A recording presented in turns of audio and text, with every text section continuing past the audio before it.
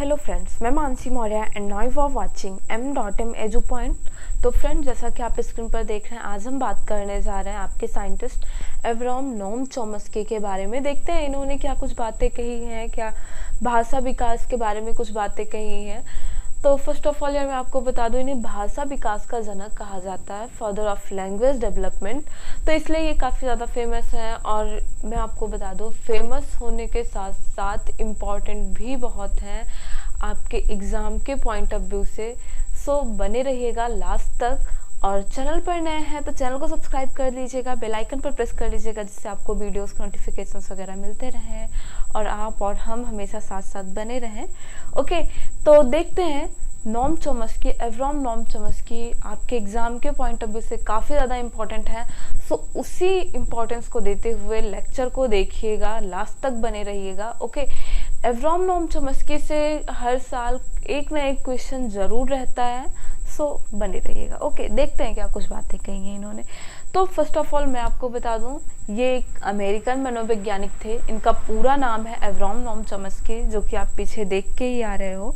और यहाँ पे एवरॉम नोम चॉम्स्की जी की फ़ोटो भी लगी है। अगर बात कर लें तो ये एक अमेरिकन साइंटिस्ट थे ही। तो इनका जन्म भी ऑब्वियसली अमेरिका में ही 1928 को 17 ऑफ दिसंबर 1928 में हुआ था। ये कुछ बातें हैं आपकी जानकारी के लिए मैं बता देती हूँ। और जैसा कि मैं आपको बता रही हूँ, इन्हें फादर ऑफ लैंग्वेज डेवलपमेंट कहा जाता है, भाषा विकास का जनक कहा जाता है, बिकॉज ऑफ इन्होंने भाषा विकास की थ्योरी दी थी। इन्हें फादर ऑफ लैंग्वेज डेवलपमेंट क्यों कहा जाता है? क्योंकि इन्होंने थ्योरी दी थी भाई, किसकी? साइकोलिंग्विस्टिक थ्योरी दी थी। क्या दी थी? साइकोलिंग्विस्टिक थ्योरी दी थी। दैट्स वाई इन्हें क्या कहा जाता है? इन्हें हम क्या कहते हैं? Father of language development. ये भी क्वेश्चन आपसे पुटअप किया जाता है कि भाई बताओ, यहाँ पे ऐसे नीचे आपको 4 ऑप्शन दे दिए जाएंगे, इसमें से क्वेश्चन रहेगा आपका, इन ऑप्शन में से बताओ कि लैंग्वेज डेवलपमेंट के फादर कौन है, फादर ऑफ लैंग्वेज डेवलपमेंट कौन है, भाषा विकास का जनक कौन है। तो आपको पता ही है, एवरॉम नोम चॉम्स्की। आप आंसर टिक करके आ जाओगे, है ना। आगे चलते हैं। यहाँ पे ये बातें हम करके ही आ रहे हैं। चॉम्स्की ने भाषा विकास वाली थ्योरी को, जिसे हम क्या कहते हैं, मनोभाषिक सिद्धांत दिया था, साइकोलिंग्विस्टिक थ्योरी दी थी।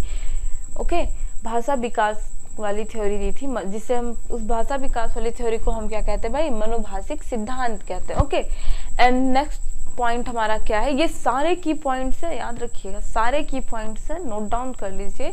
इन्होंने एक बात बहुत ही अहम बोली थी और बहुत बहुत बहुत इम्पॉर्टेंट बात है ये। इस सिद्धांत के अनुसार बालक में सीखने की क्षमता इनेंट होती है, जन्मजात होती है। किसी एक बच्चे में जो सीखने की टेंडेंसी होती है, जो सीखने की एबिलिटी होती है, वो जन्म से ही होती है। बच्चा यहाँ आके नहीं सीखता है। ये किसका मानना था? एवरॉम नोम चॉम्स्की का मानना था। और ये बातें इनकी एकदम से मतलब सही प्रूव हुई हैं। और इनके पीछे जिन्होंने भी ऐसी कुछ मनोभाषिक सिद्धांत टाइप की जो भी कुछ थ्योरी दी हैं लैंग्वेज के ऊपर, उन सब की बातों को काटते हुए इन्होंने कहा था कि भाई भाषा सीखने की जो क्षमता होती है वो किसी एक बच्चे में जन्मजात होती है, बचपन से होती है। देखिए यहाँ पे इन्होंने बातें क्या कही थी कि क्षमता जन्मजात होती है। बच्चा जन्म से बोलता नहीं है, कोई लैंग्वेज वो बोलता नहीं है, वो यहाँ पे आके कुछ चीजें एक्वायर करता है। लैंग्वेज के जो वर्ड होते हैं, बातें क्लियर हो रही हैं यहाँ पे? जैसे का, खा, गा, घा, हम लोग कुछ वर्ड सीखते हैं, जैसे राम, श्याम, खाना, पानी, कुछ भी होता है वो हम यहाँ सीखते हैं। लेकिन ये जो कैपेसिटी होती है वो क्या होती है? जन्मजात होती है। जैसे कि आपने पढ़ा होगा कि जो हमारी बॉडी में इम्यून सिस्टम होता है ना, हमारी बॉडी में इम्यून सिस्टम, तो हमारा कुछ एक इनेंट इम्यूनिटी होता है, कुछ इनेंट इम्यून सिस्टम होता है, और एक होता है हमारा एक्वायर इम्यून सिस्टम। तो ऑब्वियसली एक्वायर से तो आप समझ ही पा रहे हैं, जो हमने जन्म के बाद एक्वायर किया हो, और दूसरा इनेंट जो हमारे जन्मजात है हमारे पास, जो हमारी बर्थ के साथ हमारे साथ है ना। जैसे लाइक दैट हमारी स्किन वगैरह है, ये हमारा इनेंट इम्यून सिस्टम में आता है। हमारी स्किन हो गई, हमारे टीयर्स हो गए, ऐसे ऐसे कुछ, हमारा WBC हो गया, ये कुछ हमारे इनहेंट इम्यून सिस्टम है। बातें क्लियर होती, इनहेंट इम्यून सिस्टम है। सेम वैसे ही यहाँ पे जो ये भाषा सीखने की क्षमता होती है, इसे भी नोम चॉम्स्की ने इनहेंट बताया है। जैसे कि यहाँ पे आप देखते हैं कि जो इम्यून सिस्टम होता है वो इनहेंट होता है, लेकिन जो फॉरेन एजेंट्स आते हैं वो तो जन्म के बाद ही आएंगे ना। जो फॉरेन एजेंट आएंगे जो डिजीज कॉज करेंगे वो तो आफ्टर बर्थ आएंगे ना, वो तो आफ्टर बर्थ आएंगे, है ना। तो उसके साथ यहाँ पे फाइट होगी। एज इट इज यहाँ पे भी जो भाषा सीखने की क्षमता होती है भाई, वो जन्मजात होती है, उसके बाद इंसान यहाँ पे आके सीख जाता है। वो जन्म के बाद जैसे लोगों के साथ रहेगा उन्हीं की भाषा सीख लेगा। अगर एक इंडिया का बच्चा है, ओके, अगर एक इंडिया का बच्चा है, आप उसे आफ्टर बर्थ तुरंत अमेरिका छोड़ आते हो तो ऑब्वियसली वो वहाँ की लैंग्वेज सीख जाएगा। यहाँ पे इन्होंने क्या कहा, सीखने की क्षमता होती है। ओके, बातें क्लियर होती है। बालक में भाषा अधिग्रहण क्षमता, लैंग्वेज एक्वायर करने की जो कैपेसिटी है, वो कब तक प्रभावशाली रहती है भाई? 5 वर्ष तक। अब यहाँ पे एक चीज देख रहे हैं आप, एक्वायर करने की ये क्षमता जो है, सीखने की क्षमता, ये जन्मजात है, लेकिन जो भाषा वो लोगों से लेगा, अधिग्रहण करेगा, वो कब तक प्रभावशाली रहती है? सिर्फ और सिर्फ 5 वर्ष तक प्रभावशाली रहती है। देखो क्यों ऐसा क्यों होता है, क्योंकि उसके पश्चात जो ये भाषा सीखने वाली क्षमता होती है ना, ये कम होने लगती है। इन्होंने क्या कहा था, इनके अनुसार मतलब हमारे दिमाग में गॉड ने एक डिवाइस फिट करके हमें यहाँ पे भेजा, जिसे हम क्या कहते हैं, LED, लैंग्वेज एक्विजिशन डिवाइस जिसे हम बोलते हैं। ओके, LED ना याद करिएगा, LED नहीं, LAD, लैंग्वेज एक्विजिशन डिवाइस। इसे गॉड ने हमारे दिमाग में फिट कर दिया है, जिसकी वजह से हमारे अंदर लैंग्वेज को एक्वायर करने की जो कैपेसिटी होती है वो बढ़ जाती है। और ये जो LED होता है ना भाई, ये जन्म के बाद सिर्फ और सिर्फ 5 साल तक एक्टिव रहता है, अदरवाइज ये डीएक्टिवेट होना शुरू हो जाता है। आपने वैसे भी देखा है, अगर बच्चा जिस परिवार के साथ रहता है, जैसे माहौल के साथ रहता है, उनकी भाषा सीखता है। बातें क्लियर होती।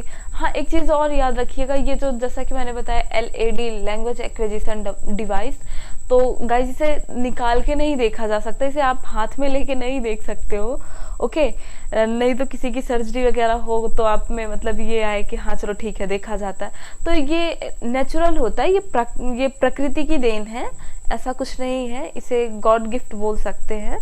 ओके, तो यहाँ पे हम बातें कर रहे थे कि भाई ये जो है 5 साल तक सिर्फ एक्टिव रहती है।